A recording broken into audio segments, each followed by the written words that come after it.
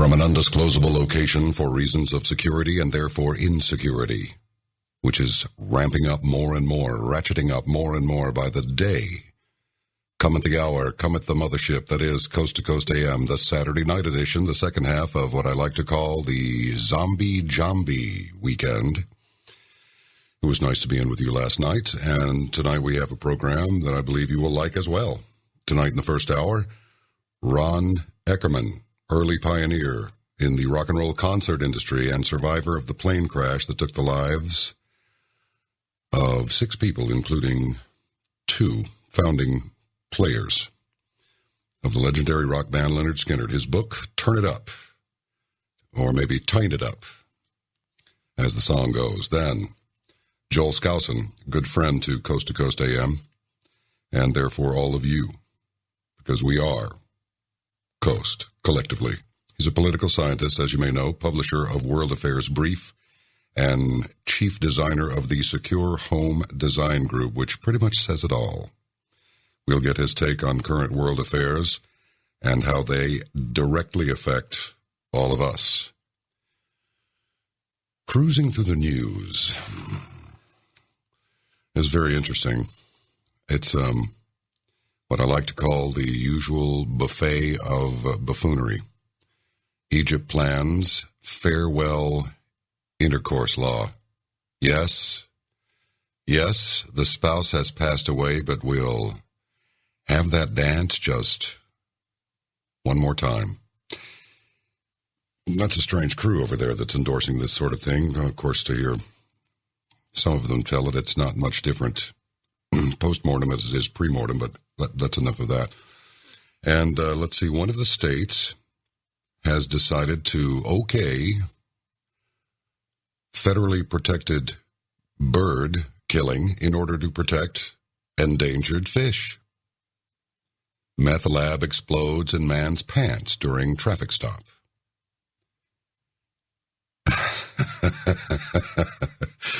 I got to tell you, that trumps the underwear bomber big time. You know what I'm saying? But this is the one that really gets my attention, really, really. And we'll go into some of this with Joel Skousen later. This impending collapse of the dollar and so forth. I heard somebody say one time, hey, every time I use cash, they ask for ID. And everybody laughed, and I laughed. I thought, okay. So for a long time, I would say that. You know, when I was trying to be a smart aleck, I would say, well, usually people ask me for ID when I show cash. Well, you know, that day may be coming. So the question is, will the simple act of using cash to pay for things become a crime? Will it be labeled as suspected terrorist activity? Will cash be banned? Are we being phased into a total cashless grid where payments and authorizations must be electronic?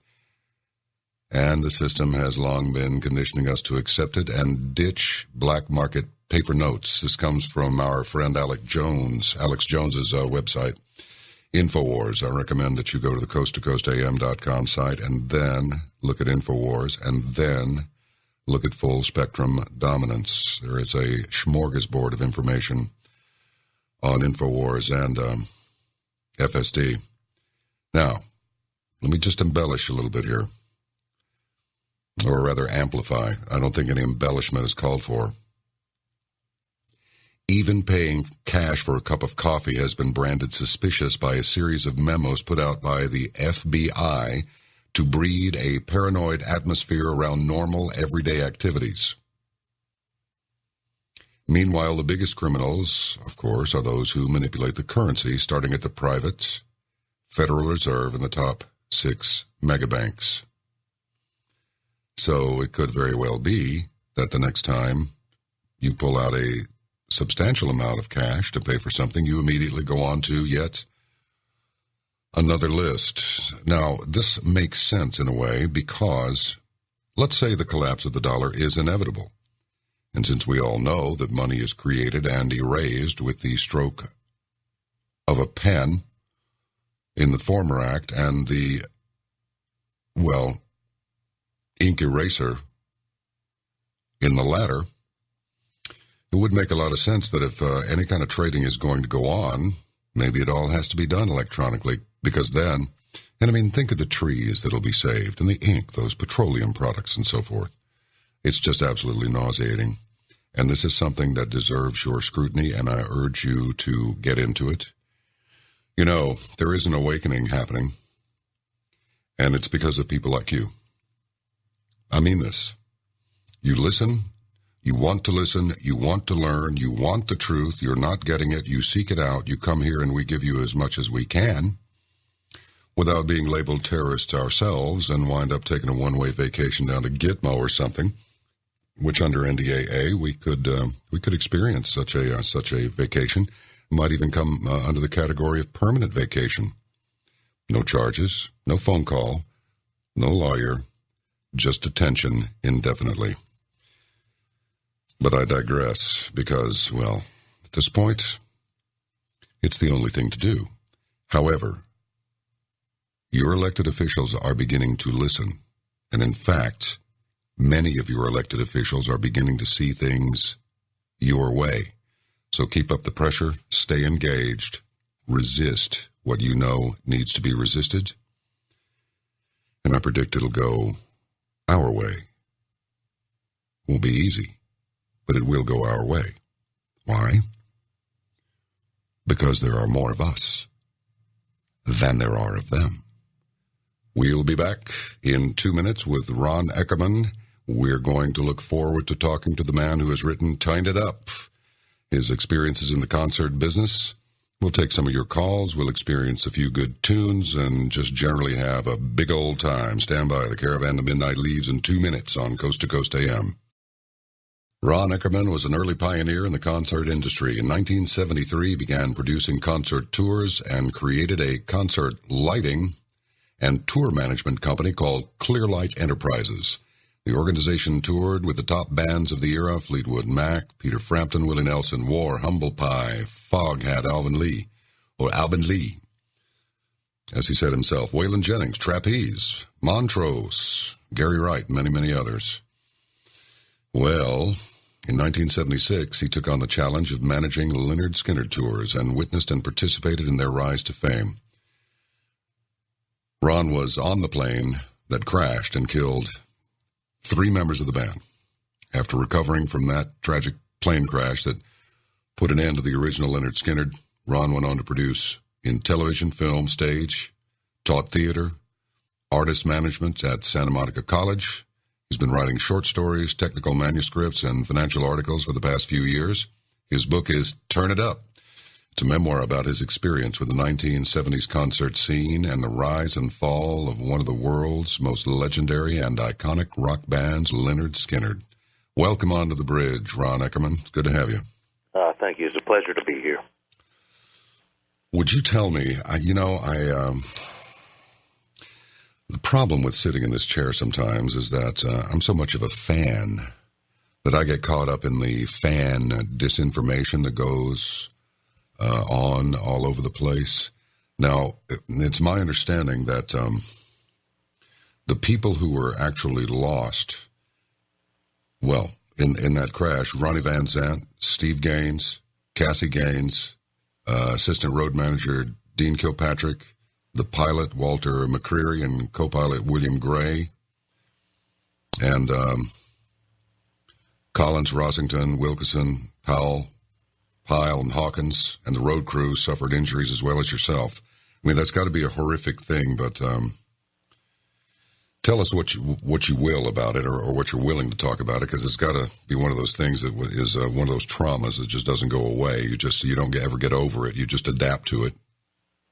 No, you're absolutely correct. It does not go away. It haunts me every day. I know it haunts a few other members of the band and crew that were in the crash on a daily basis. I never forget about it, that crash, not a single day of my life. It was a pretty horrific episode there because the plane itself had backfired the day before before our final flight. And this was a normal discharge of unburnt fuel, and so it backfired. It scared a lot of people. Of course, I was pretty terrified myself. So I made all the calls and tried to get a handle on it. And certainly had the knowledge to know that we were safe, that we had a part coming in. There was a faulty magneto on the plane, but the plane was absolutely safe to continue to fly. So we all boarded the plane the next day, and that's when we had another backfire, an explosion out of the engine. The engines never caught on fire, but we simply ran out of fuel. And the plane went down to a cumulative amount of errors by the pilots. And, of course, they both lost their lives in the flight. And, it was a horrific episode. They turned around at one point and said, prepare for an emergency landing. And so, that's what we kind of braced ourselves for. And then a few minutes later, I don't know, the time kind of changes when you're going through something like that. But I think it was about 5 minutes later, the door of the flight deck opened again, and the co-pilot twisted his body around, so he's facing the rear of the plane and screamed out, prepare for a crash landing. And, to me, when you prepare for a crash landing, that's stick your head between your legs and kiss your ass goodbye. Mm-hmm. I understand this was Noel Convair CV-300. Is that the aircraft? That is the aircraft. And that's a twin-engine radial? That's twin-engine turboprop, yes. Turboprop, okay. Jet engine-powered props. Yeah, that's correct. Well, that sounds funny, man. It really does. I mean, are you an aviator yourself? I am not. I have very little knowledge of flights of planes. So, well, those I really don't know how much to talk about this because, of course, we're delighted to have you on the program, but you just pull the reins back whenever you want to. Mm-hmm. Now, I understand that Aerosmith's manager or the head honcho there said, we need a plane, we're going to save money doing it. And someone had actually looked at that plane and said, well, not only is this plane a little bit rough, but we saw people drinking and doing a few party favors up there. And the guy said, listen, you will buy the plane. And he said, I will not buy the plane. And if you command me to do so, you can go buy the bloody thing yourself. So the guy turned it down. I understand this is the same plane. Did anything ever give you the idea that the flight crew wasn't competent at this? Because backfiring of a turboprop, that doesn't sound good. Because to my knowledge, they don't have magnetos. Yeah, they do have magnetos. They have two on each engine. Okay, gotcha. And that's just from research. Like I said, I'm not an aviator. I do not know that much about planes. But I did enough research after the crash to look into that. Also, we had a pilot, and as far as the Aerosmith thing went, Aerosmith's tour manager was a good friend of mine, a fellow by the name of Mel Baster. And I talked to him just a few years ago. And they didn't look at that plane previous to our use of the plane. And, in fact, I had called them to see if they wanted to use it while we were off because they were good friends of ours. And but they declined on that in the phone conversation I had. So I think that I'm not sure that was valid, that they had taken a look at the plane at all at any time. Well, I'll tell you, the stories are always different and usually bigger, aren't they? Yes, they definitely are. Absolutely.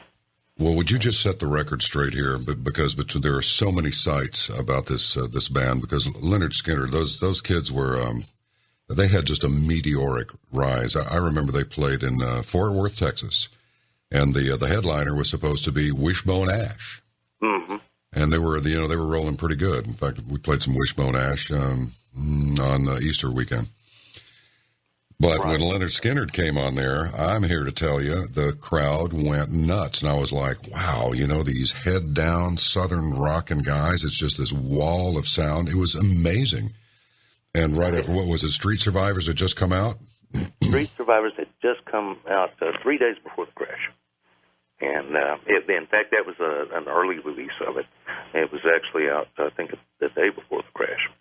But they had leaked it, and so a lot of people had it in their hands 3 days before the crash. But the tour was in support of the Street Survivors, and that's one of the ironic things about that whole episode, because Ronnie Van Zant, the leader of the band, the singer, had successfully cleaned up the band to a certain extent. There was very limited use of drugs. There was very limited amounts of alcohol in the dressing room. We had cut it down to a couple of six-packs of beer, and it was pretty amazing. But he knew that if we continued down the route we were going, that it would all fall apart anyway. So, the band had a new guitarist that had been with us for quite a while, Steve Gaines, one of the guys that died in the crash. And so they had a new life in them. They had new music coming out. It was one of the best albums I think they ever did. And we called, so the tour was named Street Survivors. The album was the Street Survivors album. It was very ironic that nobody survived that tour, or the band didn't survive that tour, and several members lost their lives. So I guess we weren't that good at surviving after all.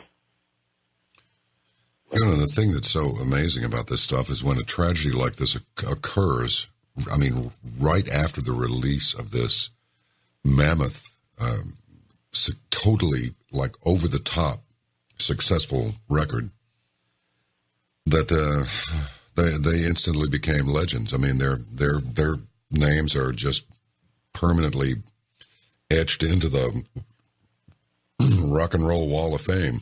Oh, absolutely. You know, I never dreamed at the time that band would have the staying power it does, and that music would be as timeless as it is. And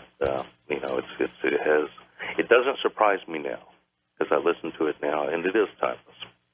But back then, we had no idea it was going to be that big.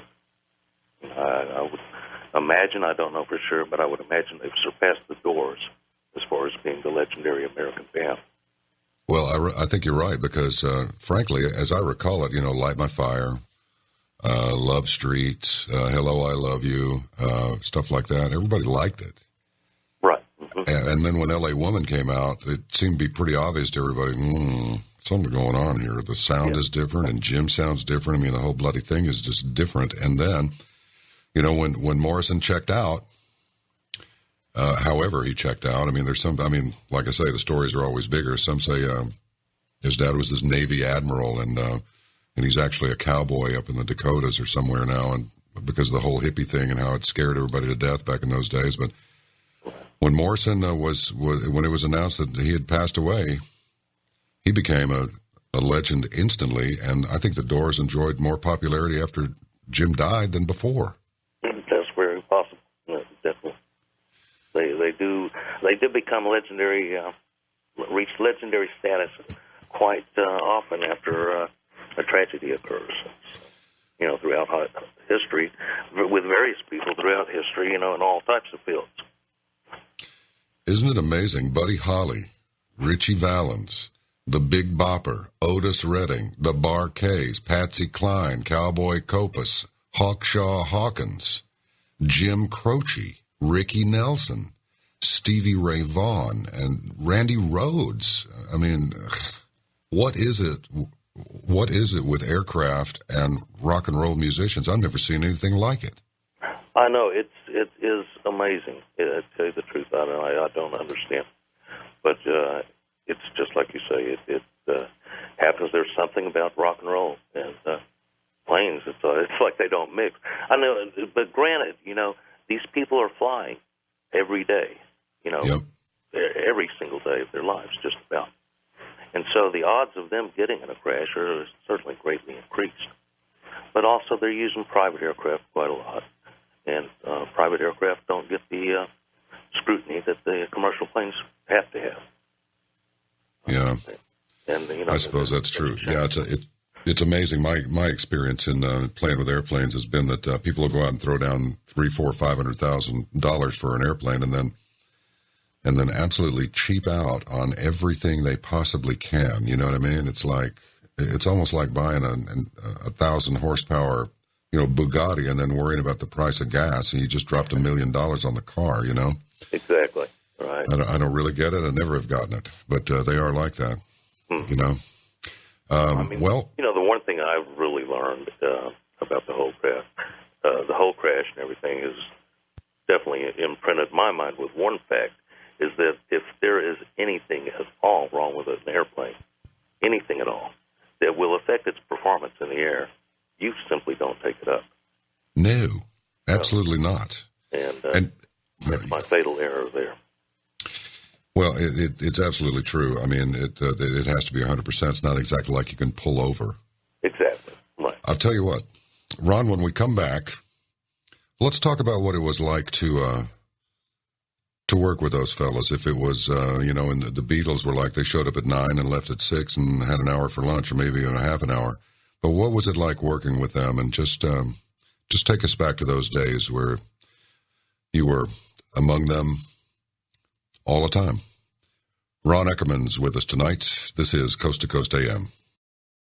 You know, talking about these airplane crashes, on the afternoon of August 2nd, 1985, Delta Airlines Flight 191 crashed while on a routine approach to Dallas-Fort Worth International. Now, it was not exactly a routine approach. I looked over to the west for my neighborhood over there, down the street from General Edwin A. Walker, but that's another story. That's the fellow that was shot at by Oswald April before the assassination in 1963. And I noticed a really, really black cloud. I mean, a really black cloud. And I thought, oh, my God, I hope nobody's trying to fly through that thing. Well, somebody did try to fly through that thing, and it was a horrific crash. It bounced its belly off of a car it was the man's birthday. He was going down Highway 114. And just within the last 3 or 4 months, I learned that an acquaintance of mine who lives in Dallas now, a fellow named Peter Wright, who was with one of Ron Eckerman's bands called Trapeze, did a song with his bandmates called Black Cloud Following Me. Peter Wright was on board that aircraft. We'll be back with Ron Eckerman in just a minute on Coast to Coast AM. Ron Eckerman is our guest this hour, and Ron, how about that? I mean, that's strange. Do you know Peter, or did he join the band after you had stopped working with Trapeze? He had. I did not know him. The funny thing about Trapeze is they were a very little-known band on the national scene and the international scene, but in Texas, they were one of the biggest bands around. I'm telling you. Amazing.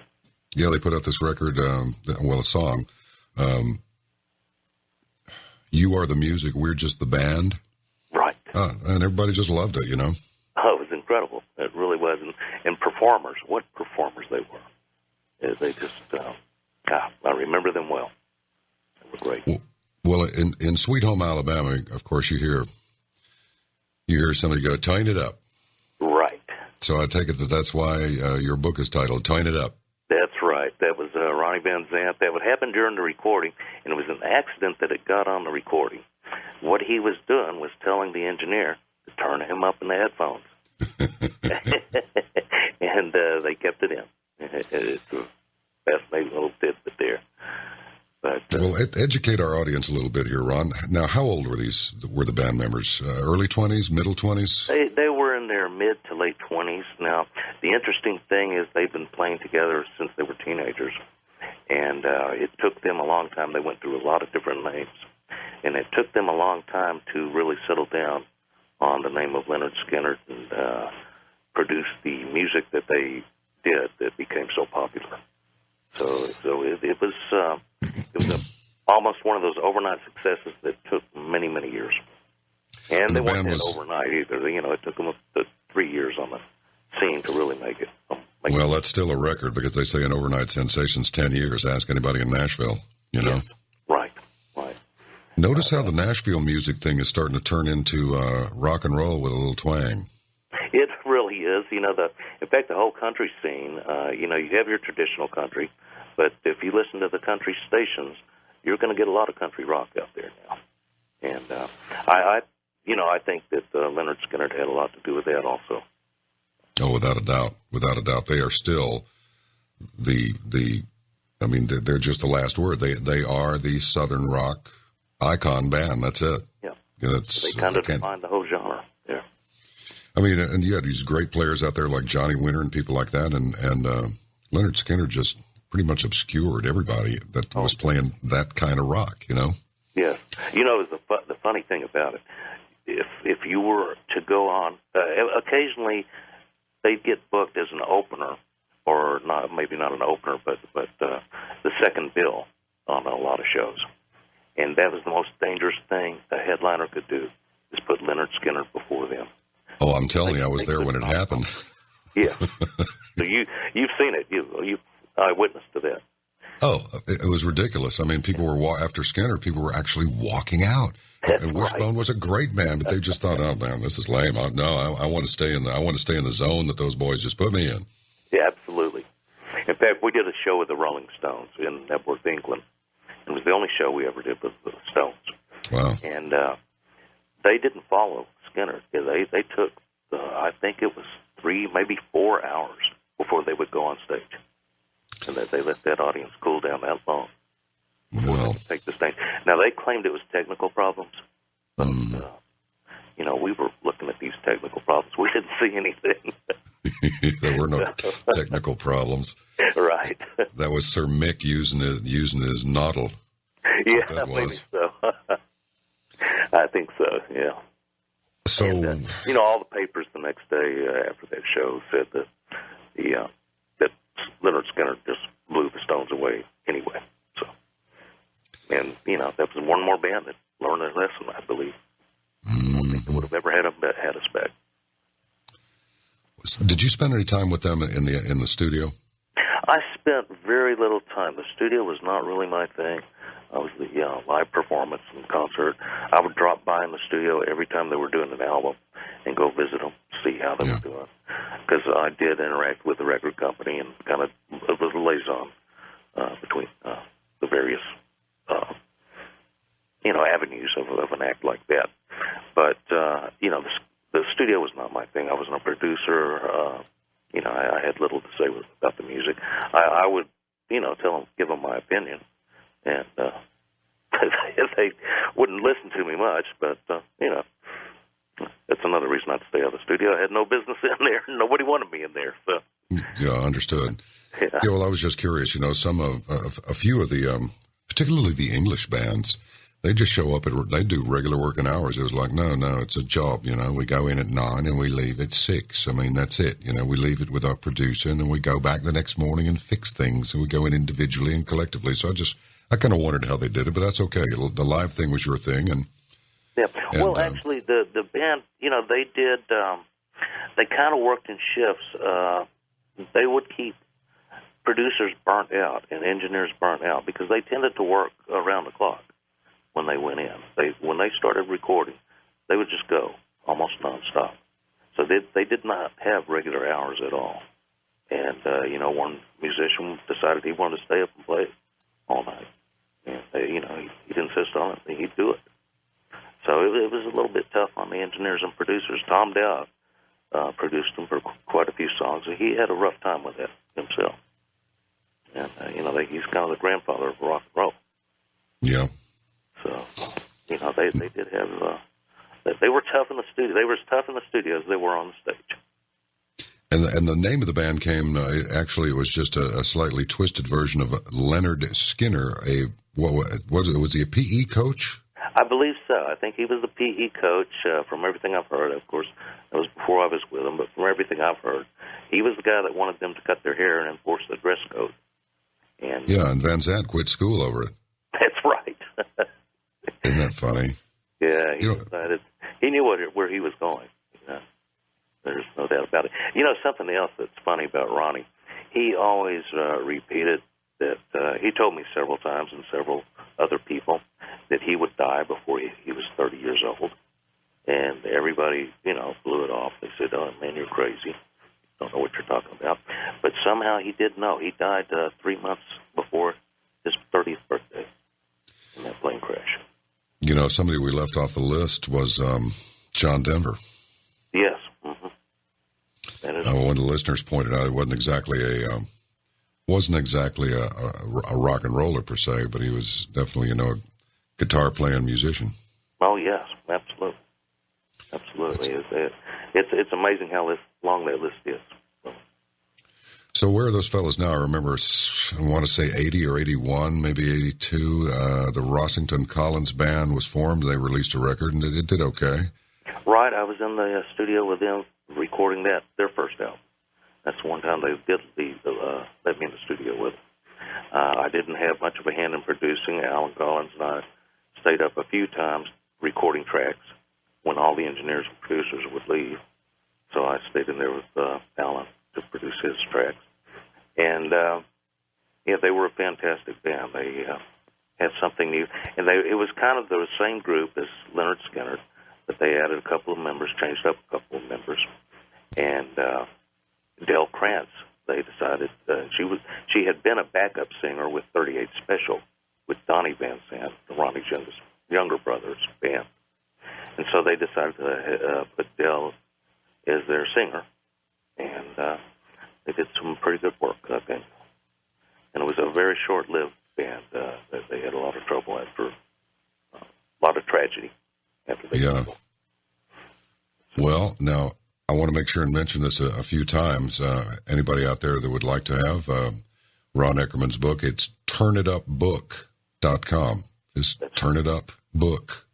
And it's also and it's Amazon and Barnes & Nobles and all of the big online book sellers have it now. I'll tell you what, if anybody could write one, it would be you. I mean, this is unbelievable, the people that you've worked with.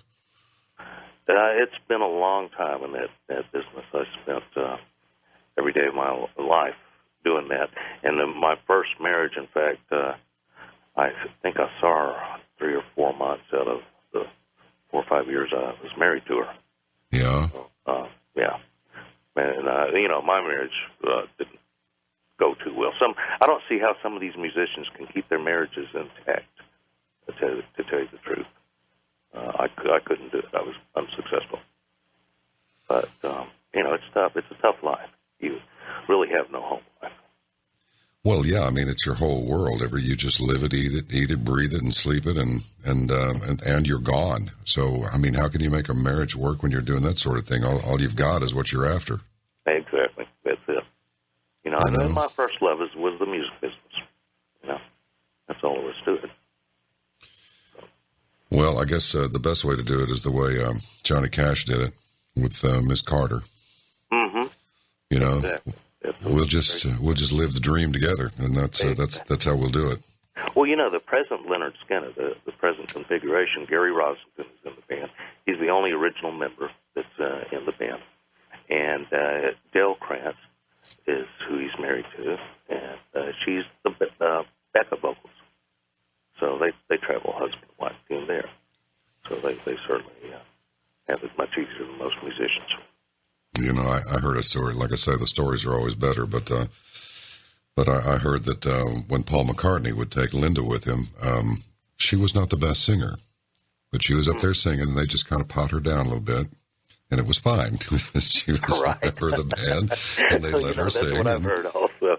And it was fine, and they had I'll tell you, it just crushed him when he lost her. Yeah. He really hadn't been the same since. Wrong, I know it. All right. Well, I got to ask you this, because I wouldn't be in my usual Bucky self if I didn't. Who was the most difficult bunch to work with on the road, now that it may not really matter and you're not liable to run into them and get into a brawl down there on Sunset or something with them? Oh, when I was with Lynyrd Skynyrd? Yeah, I mean, of all these... oh, boy, I tell you, we had a rivalry with Marshall Tucker. That was pretty Can't you see? Yeah. So we did a lot of shows with them. We were packaged on a lot of those outdoor stadium shows, and there was a lot of friction there. Them and Dickie Betts also. Dickie Betts. Dickie Betts, yeah. Bless his heart. Didn't he get kicked out of the Allman Brothers Band, like, at some point? I think he got kicked out several times. Yeah, the Allman Brothers Band would not be the Allman Brothers Band without Dickie Betts, but I got to tell you, no, maybe I won't. Let's put it this way. I'd rather listen to Neil Young play lead. Yeah. I'd rather listen to Cinnamon Girl, that one note lead solo there. It's one note, and that's all it is. I'd rather listen to that than Dickie. I don't know what it was about him and that guitar, but he made the sound, though. That's the thing. And I don't know where he is now. So, Dickie, if you're listening, no offense, pal. You got to play with the Allman Brothers. I didn't, so it's all good. And I probably shouldn't have said anything, but I did. So there it is. That's right. Yeah. Well, what's on the scope for you now? What are you apart from putting out this book, you got it's an audio book as well, yeah? It's an audio book as well, and there's a funny thing about that. Yeah, I spent about 300 hours recording that, much longer than any album that I'd ever worked on. And Wow. yeah, I mean, it was a long, long stretch. And then we got near the very end of it, and I said I wanted to try something. And so I tried to recreate some of the performers' voices, tried to do Ronnie's voice, and then Gary Rossington's voice. And the producer started jumping up and down. He goes, "Oh, man, you nailed it. You nailed it. Now we have to go back out and redo the dialogue through the whole thing." So that took a whole another month. Oh, no. Wow, 300 hours. That's like 12 days, like day and night and day and night and day and night for 12 days. That's a long time to record. It really is. Oh, it is. And then, the other thing that was kind of strange, once I started doing that dialogue, and it was only Ronnie Van Zant, when I started doing his things, the producer would stop me and said, "Hey, man, you're going off book. You aren't saying what you wrote." And I could not help it. I don't know. It's like Ronnie has come in and taken over the whole show, and, I spoke what Ronnie would say. Not necessarily what I wrote. He kind of corrected me on some stuff. So that was very, very eerie and very, very moving when I was doing it, too. Wow, that's amazing. It really is. Do you, well, now, apart from this book, how are you occupying your time? Are you out of the rock and roll business? I am out of the music business almost completely. I assist some talent that I've spotted or here and there, and I give them all the assistance I can, but I'm really out of the business. And I love to write. I've been writing for years, and so I'm working on my next few books. So I've got about 3 books planned and 1 book started. So, any chance of getting a little hint about what they might kind of be about a little bit? Well, they aren't rock and roll. Okay. The one of them, the next one's going to be about a teenager that got mixed up in dealing drugs in Texas, and he got mixed up with the Mexican mafia. Yep. And then what he didn't know, he was also set up in a huge drug deal by the DEA. Mm-hmm. So he was kind of working for the Mexican mafia and the DEA at the same time. And this is a true story. I was going to say, that sounds like absolute fiction. Not. Yeah, not at all. And so the DEA had him going over trying to get drugs back, large heroin deals through the border down near Brownsville. And so it kind of ends with a big war, and somehow the DEA gets the kid out. And they were looking out after him the whole time. So he got in some real uncomfortable situations. I hear a screenplay coming right after that, and I hope you get that going on, Ron. It's a very interesting story. Truth is always stranger than fiction, isn't it? It really is. Because I've done some fiction, attempts at fiction. In fact, I've got a novel that I'm being coaxed to resurrect. It's about 1,000 pages, but that'd be a nightmare to edit that and rewrite it. But it was a work I did about 20 years ago. But I think you're right. I think truth is much stranger than fiction, and I'm going to probably stick to the truth of all my stories. Well, I wish you much success, and thank you very much for coming on the program tonight. That's Ron Eckerman. His book is Turn It Up. Just find it on Amazon, find it at Barnes & Noble, your favorite bookstore or whatever, or go to the website, www.turnitupbook.com. Thanks a lot, Ron. Come back sometime, will you? Oh, my pleasure. All right, when we come back, we'll talk with Joel Skousen. We're going to segue from music into, the usual. Conspiracy, betrayal, financial Armageddon, and what you can do about it. That's the happy part. This is Coast to Coast AM.